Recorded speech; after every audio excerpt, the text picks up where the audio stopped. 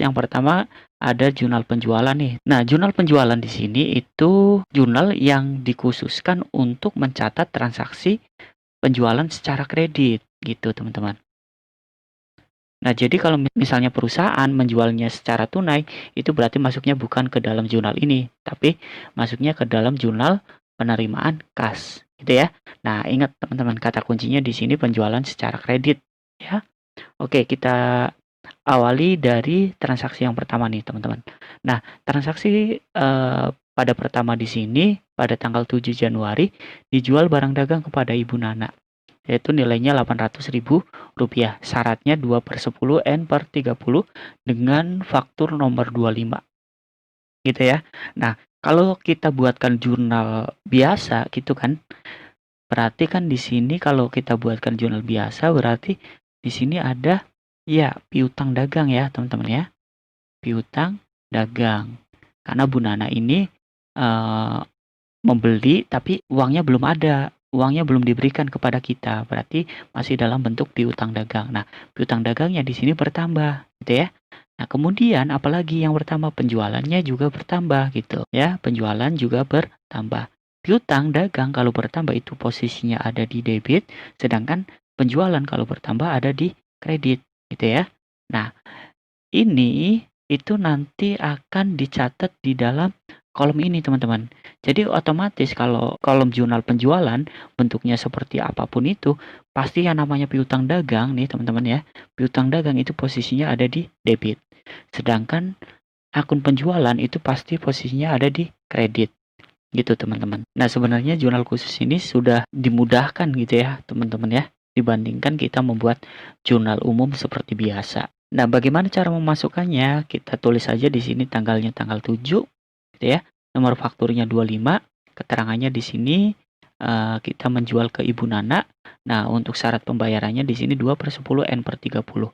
Nah, untuk nominalnya masing-masing adalah Rp800.000 gitu ya. Oke, kas nih, teman-teman. Nah, untuk jurnal penerimaan kas di sini, transaksi yang masuk itu salah satunya adalah ya penjualan secara tunai. Penjualan secara tunai. Kemudian pembayaran piutang ya, teman-teman ya. Terus apa lagi, teman-teman? Ya, penyetoran modal oleh pemilik perusahaan gitu ya, teman-teman ya. Oke, kita bahas saja di sini. Ada transaksi pada tanggal 2 Januari nih, teman-teman. Tanggal 2 Januari di sini Ibu Dwi selaku pemilik perusahaan itu menyetorkan uang ke perusahaan sebesar Rp25 juta gitu ya. Nah, transaksi seperti ini juga masuk ke dalam jurnal penerimaan kas gitu ya. Oke, kalau dibuat jurnal umumnya berarti kan kas perusahaan akan bertambah. Kemudian modalnya juga akan bertambah gitu ya. Modalnya bertambah. Kas kalau bertambah itu ada di debit, modal kalau bertambah itu ada di kredit. Maka kalau di dalam kolom jurnal penerimaan kas, itu yang pasti yang ada di debit itu adalah akun kas, gitu ya. Nah, karena di sini nggak ada modal gitu ya, di sini, maka kita akan tulis di kolom serba-serbi di sini. Oke, bagaimana cara pencatatannya di sini? Kita tulis saja di sini tanggal 2, keterangannya pemberian modal dari Bu Dwi gitu ya. Nah, kasnya nilainya adalah 25 juta. Kemudian modal usaha di sini 25 juta gitu ya. Oke, di sini kakak tulis karena dalam bentuk ribuan gitu ya, teman-teman ya. Oke, selanjutnya transaksi tanggal 6 Januari UD Sanjaya ya, teman-teman ya, yang membeli barang dagang ke kita gitu. Nah, di sini UD Sanjaya itu membelinya tanggal 15 Januari. Nah, di sini namun ada syarat fakturnya ya, 2/10 N/30. Ini di mana UD Sanjaya akan mendapatkan potongan penjualan apabila melunasi 10 hari setelah transaksi. Berarti 15 ditambah 10 berarti kan 25. Gitu ya. 25 Januari itu maksimal pembayaran jika ingin dapat diskon, yaitu sebesar 2% ya, teman-teman ya. Oke, dari total harga 900.000 umum ya, teman-teman ya. Nah, jurnal umum ini di sini ditulis jika ada transaksi yang namanya retur. Ya, baik itu retur penjualan maupun retur pembelian gitu ya.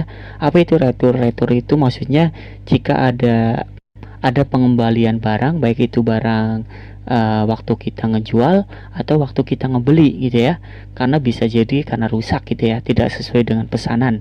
Nah, nanti masuknya ke dalam jurnal umum ini teman-teman, dicatat ke dalam jurnal umum gitu ya.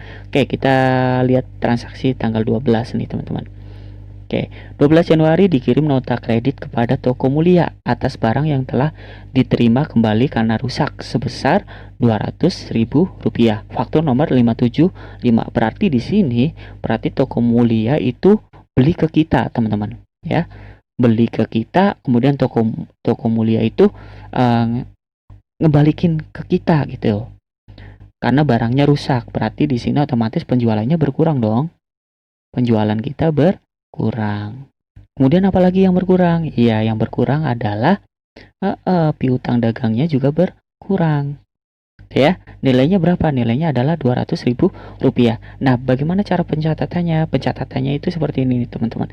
Kita tulis di sini ya tanggalnya tanggal 12. Nah, penjualan di sini kita tulis sebagai retur penjualan dan PH. PH itu adalah pengurangan harga, gitu ya. Nah, retur penjualannya ini berkurang. Penjualan kalau berkurang itu ada di debit, gitu, teman-teman. Nah, piutang dagang kalau berkurang ada di kredit. Gitu. Nah, di